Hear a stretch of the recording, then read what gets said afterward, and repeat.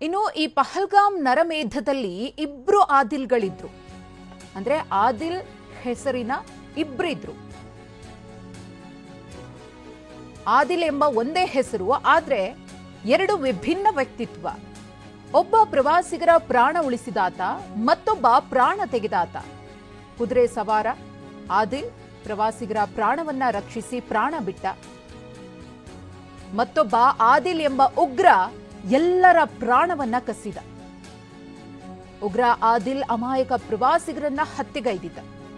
ನೋಡಿ, ಇಬ್ರು ಆದಿಲ್, ಒಬ್ಬ ತನ್ನ ಪ್ರಾಣವನ್ನೇ ಪಣಕ್ಕಿಡ್ತಾನೆ, ಪ್ರವಾಸಿಗರನ್ನ ರಕ್ಷಿಸಬೇಕು, ಅವರಿದ್ರೇನೆ ನಮಗೆ ಜೀವನ, ಅವರಿದ್ರೇನೆ ನಮ್ಮ ಮನೆ ಬೆಳಗೋದು ಅಂತ ಹೇಳಿ ಪ್ರವಾಸಿಗರನ್ನ ರಕ್ಷಿಸೋದಕ್ಕೆ ಹೋಗಿ ಉಗ್ರರಿಂದ ರೈಫಲ್ ಅನ್ನ ಕಿತ್ಕೊಂಡು ಕಾಪಾಡೋದಕ್ಕೆ ಮುಂದಾದಂತಹ ಆದಿಲ್ ಅದೇ ಉಗ್ರರ ಅಟ್ಟಹಾಸಕ್ಕೆ ಬಲಿಯಾಗ್ತಾನೆ. ಮತ್ತೊಬ್ಬ ಆದಿಲ್ ಅಲ್ಲಿದ್ದಂತಹ ಪ್ರವಾಸಿಗರಿಗೆ ಗುಂಡಿಕ್ಕಿ ಹತ್ಯೆಗೈದಂತಹ ಉಗ್ರ.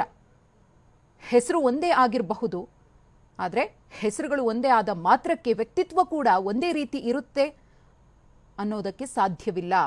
ಎರಡು ವಿಭಿನ್ನ ವ್ಯಕ್ತಿತ್ವಗಳು, ಎರಡು ವಿಭಿನ್ನ ಮುಖಗಳು. ಒಂದು ಕ್ರೂರತ್ವದ ಮುಖ, ಮತ್ತೊಬ್ಬರಿಗಾಗಿ ತನ್ನ ಪ್ರಾಣವನ್ನೇ ಅರ್ಪಿಸಿದಂತಹ ದೂತವಾಸ.